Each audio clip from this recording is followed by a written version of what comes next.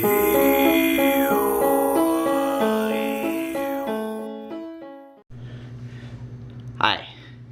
this is Vin Nelsen, and we're doing a series called Snippets. Now, what got me started is that I've been listening in my car to the audiobook of Trevor Noah. He has a book and an audiobook. It's called Born a Crime.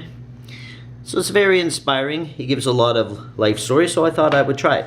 Today's story is called Tongues, and it's nothing sexual. It is kind of mysterious, and it's born out of the, I guess we would say, the late 1970s era, which I grew up in, where we had a lot of speculation about aliens, UFOs, what else?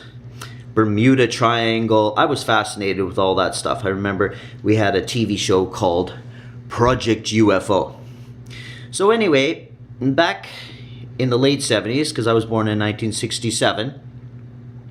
So in the late 70s, I was basically in Langley, which is a suburb of Vancouver, BC, Canada.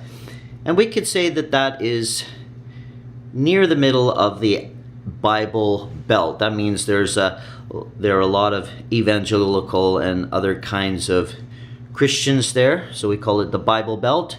Abbotsford's probably the buckle of the Bible Belt. So my parents were actually having troubles. They were splitting up. So my dad, for some reason, or was it my mom? I don't know. I'll have to ask my mom and see.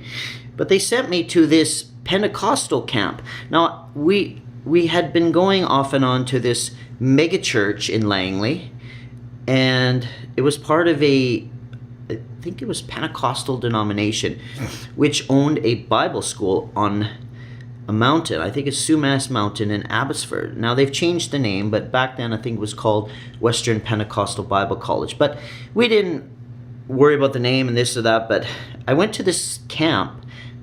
I believe it was for a week. And of course they will have these long services every night where the kids have to get involved, and if you don't like it, you got to sit in the back and you can goof around with your friends and talk and, you know, do farting noises and all that kind of stuff just to keep yourself occupied. But they were calling everybody to the front to speak in tongues. Now I thought this was quite fabulous, because can you imagine? There was people and they were going,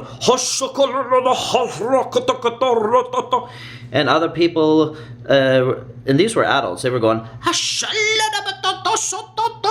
and all kinds of, it seems, foreign languages which nobody understood but the Almighty. So a few kids went up, and the adult leaders were laying hands on them, and some kids, I think they were actually like falling down backwards without getting hurt. It was called Slain in the Spirit. And so I thought, you know what? I want to try that out.